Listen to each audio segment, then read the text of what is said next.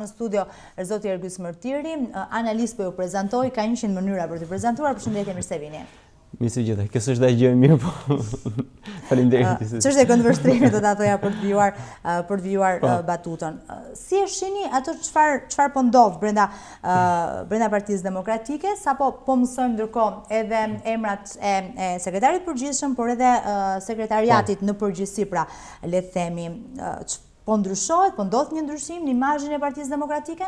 Po mua më duket se Partia Demokratike është futur tashmë në një proces transformimi dhe mendoj që është gjë e durë që duhet bëj. Kryetari i saj Lulzim Basha ka të detyrueshme tashmë që të rinovojë partinë, pra të paraqes figura të reja të cilat ofrojnë një tjetër imazh për Partinë Demokratike, domethënë ofrojnë një lloj shprese se kjo parti mund të bëhet vërtet alternativë për qeverisjen. Duhet të thënë që deri tashmë, domethënë themi, të gjithë pritshmëritë ndaj Partisë Demokratike dhe ndaj opozitës përgjithsisht kanë qenë pikërisht tek figurat që kanë përcjellë. Domethënë, a janë figura që rrethojnë zotin Basha apo ku diun zotin kryemadhi të tillë që të mund të ofrojnë ose të ngjallin një lloj shprese se kjo parti ka vërtet, themi, sharmin e një partie e cila e ka seriozisht politikën në këtë vend. Dhe unë gjykoj që disa prej figurave që janë përfshirë aty e kanë këtë. Për shembull, në këtë moment është Gazmin Bardhi, sekretar i përgjithshëm i Partisë Demokratike, Çlirim Gjata, sekretar për çështjet ligjore, zoti Said Dollapi, sekretar organizativ, ndërkohë zoti Ivi Kaso, sekretar për çështjet zgjedhore, Ervin Minarolli, sekretar për burimet njerëzore. Pra këto janë disa nga emrat që vijnë në këto momente, në kuadrin e kësaj. Kryesisht pra janë të rinj, domethënë unë ishte zotin Çlirim Gjata që e njoh dhe personalisht dhe vlerësoj mjaft për kapacitetin e tij profesional, por edhe për qëndrimet që mban.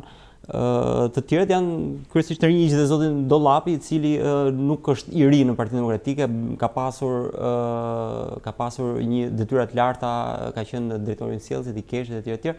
Dhe të tjerët janë kryesisht figura të cilat ofrojnë një lloj, themi, fytyre të re të kësaj partie. Unë gjykoj që sigurisht të sjellë figura të reja në parti ka dhe një lloj kosto, sepse shpeshherë edhe mund të dështosh me të rinjt. Megjithatë, unë mendoj që Partia Demokratike nuk ka rrugë tjetër përveç se të provojë figura të reja, sepse duhet aq më tepër në klimën ku jemi, po të shohim protestat e studentëve, një masë e madhe pakënaqësie për hapur tek njerëzit, e cila është ndaj gjithë politikës përgjithësi, gjatë gjithë historisë së këtyre 28 vjetëve, dhe do e mos ka nevojë për një fytyrë të re, domethënë çdo parti e cila synon vërtet që të tërheq elektoratin dhe që të shkoj drejt pushtetit. Por përveç kësaj, unë gjykoj që sigurisht njerëz të rinj, profesionistë, të aftë, të cilët ofrojnë një lloj, themi, ngjallin një lloj admirimi ose një lloj tërheqje, janë dhe një lloj premise mirë për të parë që nesër kjo parti nuk do bëjë të njëjtën gjë që po bën Partia Socialiste që është sot pushtet, apo çfarë është bërë në këto 28 vjet. Pra, që të premtosh se do qeverisësh ndryshe, patjetër që duhet të ofrosh njerëz ndryshe në ekip, domethënë. Dhe mua më duket që deri diku partia, por mendoj që akoma është fillimi, domethënë nuk besoj që duhet mjaftuar me kaq, pra domethënë kërkohet që pra ky transformim të jetë i ngadalë, po të jetë me hapa që vërtet themi të jenë bindës për elektoratin. E shoh si pozitive, megjithatë vlen të shihet se si do të shkojnë më tej, një kjo, dhe e dyta, vlen të shihet votimi si do shkojë, sepse kam një lloj skepticizmi, në përgjithësi e kam ndaj politikës shqiptare në kudo, por gjykoj që shpeshherë militantët brenda çdo partie e pengojnë partinë e tyre për t'u transformuar. Domethënë, duke qenë se shpeshherë njerëzit që militojnë një parti janë mësuar me një frymë caktuar, kanë krijuar ca bindje, pra është kalcifikuar një lloj mënyre të bërit politik në partitë tona dhe shpeshherë kërkon një përpjekje të madhe të liderëve që kërkojnë sjelljen e transformimeve që të bindin, themi, vetë partinë e tyre që rruga drejt transformimit është kjo. Do shifet nga votimi, se si do shkojnë votime, se sa pesh do marrin figurat e reja në këtë votim, për të parë nëse vërtet themi antarët e Partisë Demokratike janë të përgatitur për ndryshime në atë parti dhe janë vërtet të predispozuar për t'i dhënë partisë tyre një fytyrë të re. Kam një lloj skepticizmi shpeshherë sepse çfarë ndodh? Politika shqiptare ka vuajtur shumë nga partiakizimi, pra jeta partiake brenda. Jo se është gjë e keqe, në gjithë botën kështu funksionon. Pra jeta partiake është ajo që prodhon politikën. Por në përgjithësi ka një problem shpeshherë në këtë lloj organizatash që duke qenë se njerëz caktuar kanë një jetë të gjatë partijake, njohin të gjithë brimat e partisë, njohin ndoshta tek të gjithë personat të cilët do t'i votojnë. Kjo e bën të vështirë që figurat e reja të kandidojnë përballë tyre. Dhe unë mendoj që një parti e cila kërkon vërtet të transformohet dhe të ofrojë një imazh që arrin të bindë njerëzit, duhet të gjejë kurajën brenda vetes për të balancuar këtë lloj raporti midis figurave të vjetra, të cilat vërtet mund të kenë dhënë kontribut dhe gëzojnë një lloj reputacioni dhe figurat të reja të cilat ofrojnë një shpresë të re për partinë. Pra, është e rëndësishme që vetë themi antarët e Partisë Demokratike të binden se ka nevojë për ndryshim dhe ndryshimi nuk vjen duke mbajtur, pra duke lënë partinë në të njëjtën gjendje ku është. Pra ka nevojë që çdo parti të rigjenerohet, sepse dhe koha ndryshojnë dhe mënyra e bërit politik nuk mund të jetë më ajo që ka qenë gjatë këtyre viteve, aq më tepër në kushtet e tanishme kur në gjithë botën po themi ka një lloj klime të përhapur gjerësisht antipolitizmi në vetvete ose politikave antisisteme etj. Pra, ka nevojë se s'bën që kjo frym të përcillet dhe njerëzit ta kuptojnë që politika ndryshon. Dakor, për shembull, fakti që sekretariati është jashtë parlamentar, pra e dobëson kjo përfaqësimin në parlament, fakti që nëse asnjë nga deputetët nuk ka funksione në parti, është kjo një element që unë nuk besoj që dobëson, biles akoma, më thënë, e forcon, e shëndosh, sepse nëse pra fillimisht një parti ka shumë për të ofruar dhe në këtë mes, nëse ti ke një detyrë brenda parlament, është mirë që ti lësh hapësirë edhe të tjerëve të cilët vërtet duan të shfaqen, pra duhet t'i ofrosh mundësi njerëzve për të shfaqur. Dhe këtë mund ta bëjnë fare mirë në strukturat e partisë. Pra partia ka nevojë që ti bëj, pra ajo ideja e gjithë përfshirjes fillimisht duhet të konkludojë edhe në mundësi pozicionesh për të marrë pjesë. Pra nëse ti do të përfshirësh shumë njerëz, do t'i ofrosh dhe opozicione këtyre. Opozicionet janë të kufizuara, kështu që është gjë e mirë mendoj që të ketë një lloj ndarje tillë për ata të cilët janë në parlament të mund të krijojnë hapësirë të tjerëve të rinj që të shfaqen, pra të promovohen në strukturat e partisë. Dhe unë e shoh të shëndetshme që të ketë një lloj ndarje të tillë, domethënë sepse edhe i çliron deputetët, janë më të përkushtuar ndaj punës që ata kanë në parlament, ndaj opozitarizmit në parlament dhe në fund fare është themi detyra më e rëndësishme të bërit opozitë është në parlament. Pra ata kanë themi funksionet më të rëndësishme, kanë mundësinë për të shfaqur aty ku ndodh betejë politike.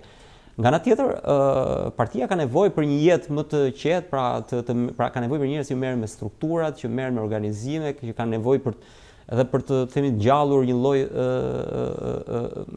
themi optimizmi në radhët e tyre. Duhet të thënë një gjë që shikoj, nuk është çështja thjesht çfarë ndodh me Partinë Demokratike, sepse shumë njerëz ndoshta janë skeptik që domethënë punë e madhe siç bëhet, këto janë partitë kalbura etj. Problemi është që sistemi që kemi është ky, në kushtet ku jemi, në një qeverisi që ka degraduar nga të katër anët, që është zhytur në korrupsion deri në atë pikë sa që nuk shlirohet dot, pra e ka kapur korrupsioni dhe e ka mbuluar brenda krimin organizuar, po ashtu ku diun trafiqet domethënë 1001 gjëra. E vetme shpresë që gjërat përmirësohen është që në këtë vend të ngjallet, pra ky vend duhet prodhojë gjithmonë opozita të forta, sepse një opozitë e fortë mban nën presion qeverinë dhe e detyron atë që edhe nëse nuk rrëzohet të paktën të përmirësojë sjelljen e vet me vendimarrje me gjithë gjërat që ka në dorë një qeveri. Në kushtet ku jemi, kur kemi të bëjmë me një pushtet i cili përveç kalbes nga brenda ka në dorë të gjitha pushtetet e tjera, pra ka në dorë tashmë s'kemi as gjykata, pra ka në dorë i ka zhveshur presidenti nga kompetencat, ka në dorë mediat, ka në dorë bizneset, ka në dorë politika, ka në dorë të trafiqet, ka në dorë të bardhën dhe të zezën dhe ka në dorë gjitha. Është shumë e rëndësishme që sistemi të funksionojë dhe sistemi funksionon vetëm kur ka një opozitë e cila shëndoshet. Pra duhet që duam s'duam, e kemi qef se kemi qef etj. Duhet opozita të mbështetet sepse është i vetmi garant për demokracinë tashmë në këtë vend. Dakor, por ne jetojmë në një vend që elektorati është mësuar që të frymëzohet nga ata që ka në krye të partisë.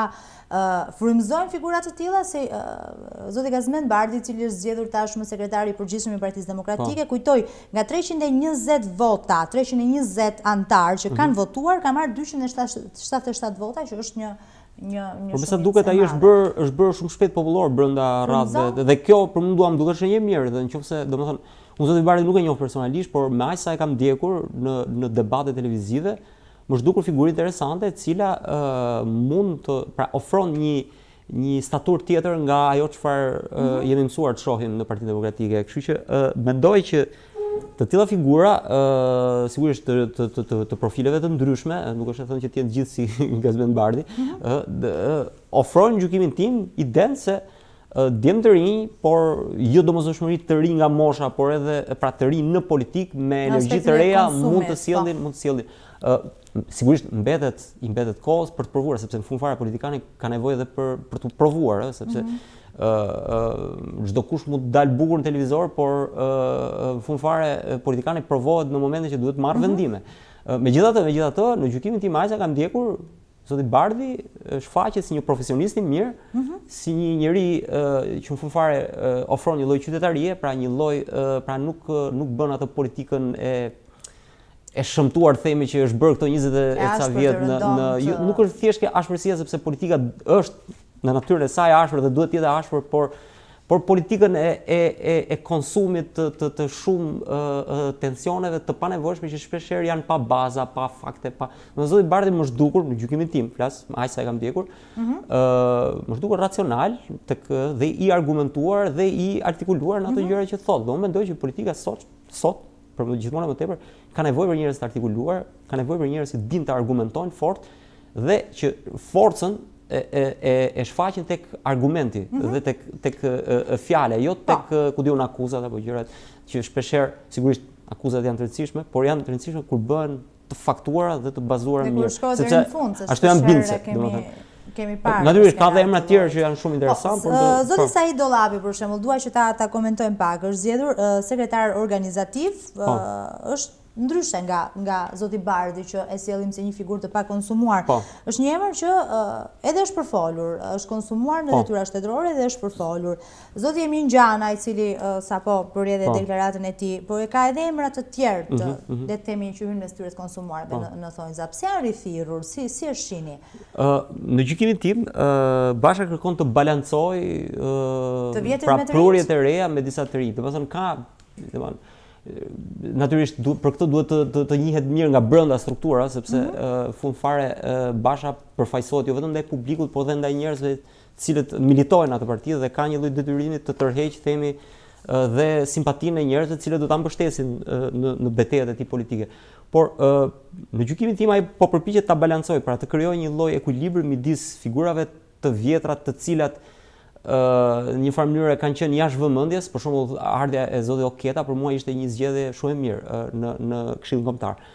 Por natyrisht zoti Dollapi është faqur si një profesionist, flasim nga aspekti i menaxhimit por gjykoj që ka, themi, pra është një figurë e vjetër e cila nuk besoj që shton ndonjë gjë të re nga aspekti i imazhit. Por me sa duket brenda Partisë Demokratike mund të ketë njerëz, mund të ketë flukse të cilat vërtet e duan dhe ndoshta i shërben për këtë. Gjykoj që në një farë mënyre patjetër që duhet ruajtur kjo balancë, por shpeshherë shumë e vështirë që të gjesh dhe njerëz të dur nga e kaluara që në mënyrë që balancën ta bësh në mënyrë më të mirë, pra ta kompaktësosh ekipin që krijon. Zoti Bujarnishani, është një emër që do doja që të ndaleshim pak. Rikthimi i tij në politik, a mund të quhet një rikthim në pikën më të ulët të karrierës? Zoti Nishani. Jo, nuk besoj, domethënë ose më saktë.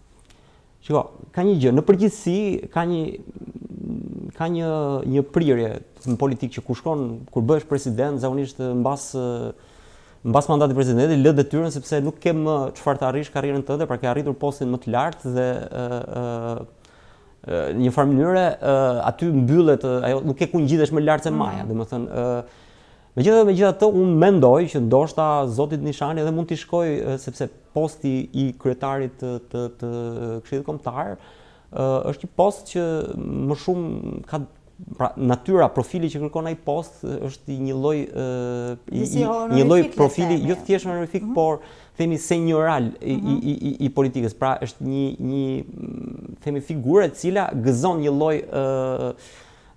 simpatie, flasim tek militantët e ndoshta nuk e kanë pra tek pjesa tjetër, pra nuk tërheq elektorat gri, por brenda militantëve të Partisë Demokratike, domethënë zoti Nishani ka qenë themi deri diku korrekt në partinë, nuk ka tërhequr, të flasim indinjat, urrëti, armiqësira brenda partisë, ka qenë një parti e cila në një farë mënyrë pra gëzon një lloj konsensusi të përbashkët dhe vetë roli që është besuar mendoj që ka këtë funksion.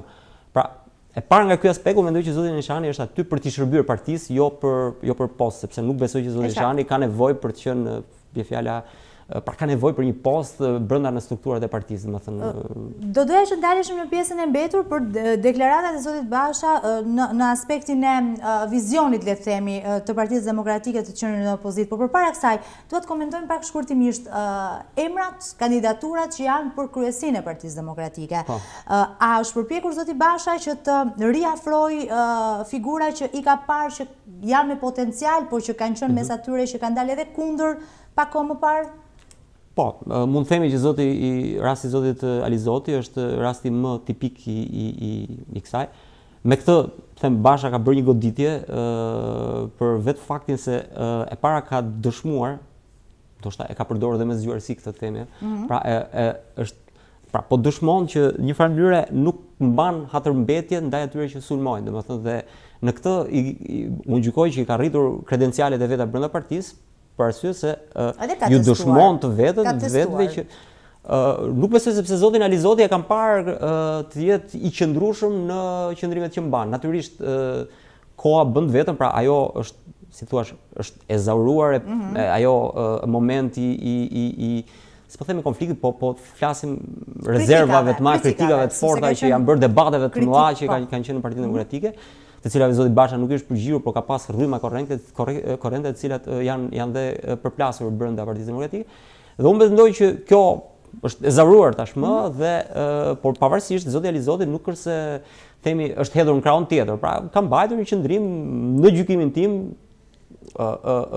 edhe themi pra korrekt duke mos bërë opozitën opozitës, gjë që në fakt është e shëmtuar në kushtet kur opozita vërtet është sulmuar nga të katër anët.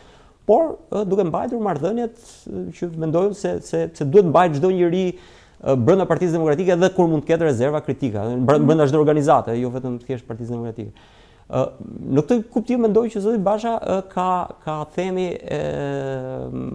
ka bërë një goditje me zgjedhjen ose me propozimin e zotit Alizotit, se pastaj është këshilli që do ta vendos. Sepse një farë mënyrë pra edhe tregon që ai themi është i hapur edhe ndaj atyre që e kritikojnë, por nga ana tjetër edhe ofron figura të cilat në një farë mënyrë ngjallin një lloj konsensusi dhe shërben edhe si një lloj filtri për të neutralizuar korrentet dhe rrymat që shpesh konfliktojnë brenda vetë strukturës. Domethënë zoti Alizoti gëzon një lloj konsensusi, flas edhe nga të përndjekurit, edhe nga njerëzit që janë pro Bashës, edhe nga njerëzit që mund të jenë kundër Bashës. Pra këto lloj figura gjykojnë që bëhen jastëk për konfliktet e brendshme dhe një farë mënyrë pra i shërben kompaktësimit të grupit, siç duhet të jetë në fakt, që duhet mendoj që ka bërë zgjedhjen e dur. Dhe konflikte. Nuk do të flas më tepër zoti Alizoti sepse kam dhe njohje personale dhe ndoshta jam në konflikt interesi për te konfliktit të interesi. Por unë e njoh dhe nga afër dhe mendoj që edhe nga plani i paraqitjes, domethënë pra i profilit publik të tij, jo thjesht politik, mendoj që i bën nder Partisë Demokratike dhe siç do i bënte nder çdo partie dhe mendoj që i duhet asaj partie. Për sa i përket protestave qeverisë tranzitore, zgjedhjet e parakohshme duken një plan i mirë menduar nga Partia Demokratike, se duhet ta kujtojmë këtë për parantezë, ka pasur vazhdimisht paralemrime për protesta që nuk ndodhen kurrë, për një stim protestash etj. Duket ndryshe kjo deklaratë e sotme Bashës? Ka një gjë, nga pikpamja e asaj çfarë po ndodh politikën shqiptare, zoti Basha ka shumë drejt dhe çdo opozitë kështu do të bënte. Pra në momentin që këtu kryeministri bën propagandë, vetëm propagandë dhe ka në dorë të gjitha institucionet, mediat, pra gjithçka, biznese, ndërkohë që këtu skandalet janë për të vënë duart në kokë, domethënë skandale të cilat janë të patolerueshme dhe ai ka përcjell kështu nëpërmjet teknikave të tilla propagandistike. Dhe pastaj kur opozita sulmohet, kur nuk i lihet fjala në parlament etj, pra të gjitha këto e shtyn opozitën me detyrim drejt rrugës.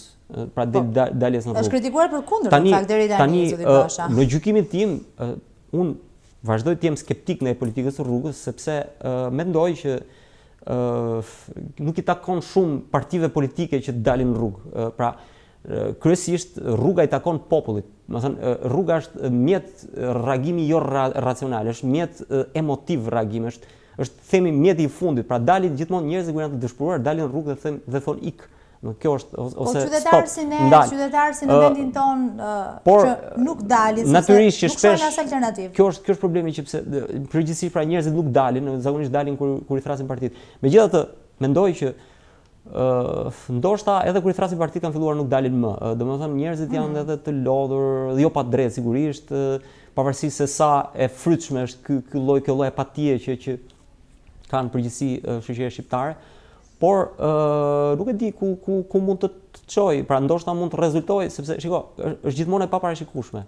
Shoqëria, sidomos në politik, është gjithmonë një hap pranë një përmbysje të mundshme. Domethënë, njerëzve ju ka shkuar laku në fyt, domethënë, njerëzit janë të mllefosur me politikën shqiptare. Mirë po, domethënë, kjo apatia është e tillë sa që i pengon, i frenon shpeshherë të reagojë. Ndoshta nganjëherë duhet ku diun një pikë ujë që ta derdh gjithë gotën.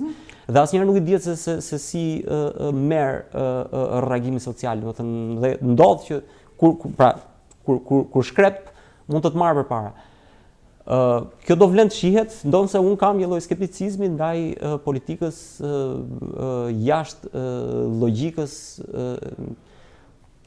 Shumë kush mund të thotë që këtu nuk ka institucione ku ti ta ushtrosh politikën, dhe është e vërtetë, dhe prandaj shpeshherë jap të drejtë opozitës kur del në rrugë.